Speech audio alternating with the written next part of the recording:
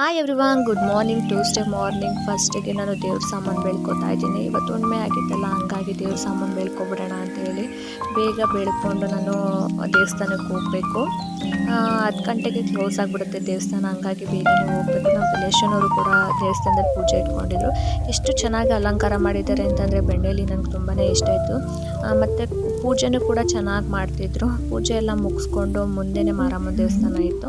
ಅಮ್ಮನೂ ಕೂಡ ಬಂದಿದ್ದರು. ಮಂತ್ರಾಲಯದಲ್ಲಿ ಈ ಥರ ಒಂದು ಸ್ವೀಟ್ ತೊಗೊಂಬಂದಿದ್ರು. ನನಗಂತೂ ಈ ಸ್ವೀಟು ಎಷ್ಟೇ ಕೊಟ್ಟು ತಿಂತೀನಿ, ನನಗೆ ತುಂಬಾ ಇಷ್ಟ. ಮನೆಯಲ್ಲೇ ಟೊಮೊಟೊ ಕೆಚಪ್ ಮಾಡ್ಕೊಳ್ಳೋಣ ಅಂತೇಳಿ ಟೊಮೊಟೊ ಇತ್ತು, ಹಂಗಾಗಿ ಕೆಚಪ್ ಮಾಡ್ತಾಯಿದ್ದೆ. ಹೊರ್ಗಡೆಗಿಂತ ಮನೆಯಲ್ಲೇ ಮಾಡಿದ್ರೆ ತುಂಬಾ ಒಳ್ಳೇದಲ್ವ, ಆರೋಗ್ಯಕ್ಕೂ ತುಂಬಾ ಒಳ್ಳೇದಂತ ಹೇಳಿ ನಾನು ಮನೆಯಲ್ಲೇ ಸಾಸ್ ಮಾಡ್ತಾಯಿದ್ದೀನಿ. ಅಷ್ಟೊಂದು ಸಾಸು ನಾನು ಯೂಸ್ ಮಾಡಲ್ಲ, ಸ್ವಲ್ಪನೇ ಮಾಡ್ಕೊಂಡಿರೋದು. ಅಂಗಡಿಯಿಂದ ತಂದು ತುಂಬಾ ವೇಸ್ಟ್ ಆಗುತ್ತೆ ಅಂತ ಹೇಳಿ ಮಾಡ್ಕೊಂಡೆ. ಈ ವಿಡಿಯೋ ನಿಮ್ಗೆ ಇಷ್ಟ ಆದರೆ ಪ್ಲೀಸ್ ಸಬ್ಸ್ಕ್ರೈಬ್ ಮಾಡಿ.